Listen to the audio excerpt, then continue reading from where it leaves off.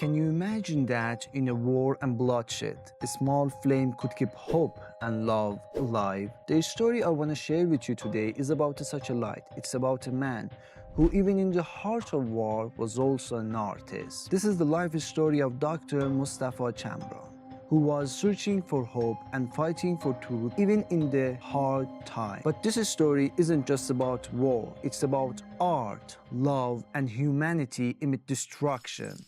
I rolled the pen between my fingers and finally wrote the following sentence on a piece of paper I had been staring at all night long. I hate war.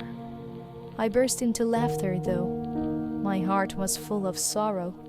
Is there anyone who might like war? I had no idea. Of course not. Nevertheless, I was Lebanese enough to know that Lebanon was a fertile land for war, as it was for Olive and Paul, though I didn't know why. The girl, who was a writer, felt the impact of war deeply.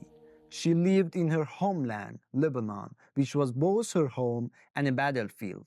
In the middle of all these destructions, she met Mustafa Chamran.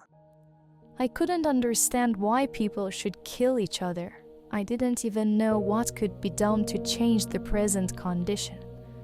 I was just sad about civil war and disaster. I had a beautiful house in Tyre with 2 floors, a yard and a balcony facing the sea, which Israel destroyed later. I would sit on this balcony at night, cry and write. I talked to the sea, the fish, and the sky about this so-called Islamic war.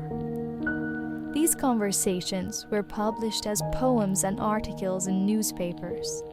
Mustafa had seen my name below these writings. I had heard his name too, but that was it. I didn't know anything about him. I had never seen him. However, I thought him to be a tough fighter who contributed to this war. I had a calendar of the Amal movement. I didn't pay much attention to it, but I glanced at it at night while I was writing.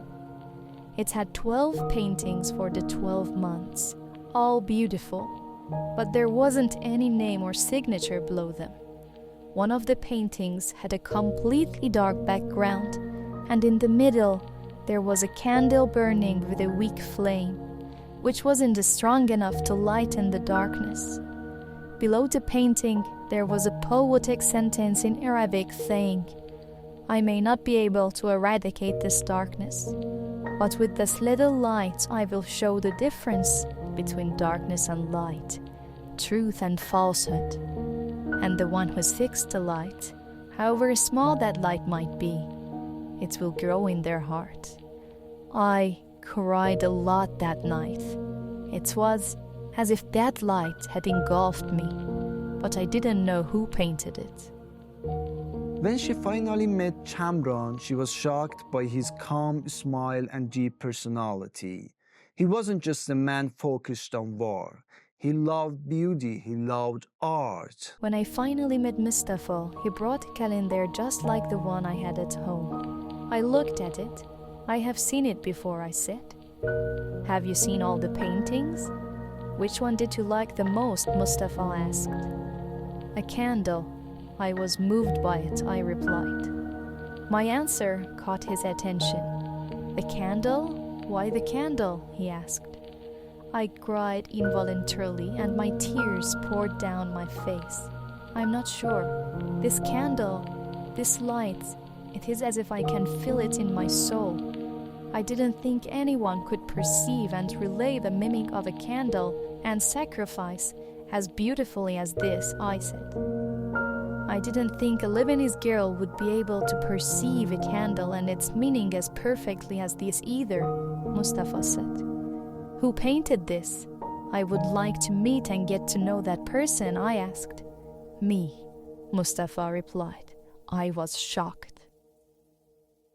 This is the life story of Dr. Mustafa Chamran from the book Unwithering Flames Book 1, Shaheed Mostafa Chamran, which is not just about war, it's about the spirit that stands against darkness, and it takes you on a journey into the heart of war and love. If you are looking for a book that will make you think, be sure to check this one out. If you enjoyed this video, I really recommend these two videos with a great story and great book behind them.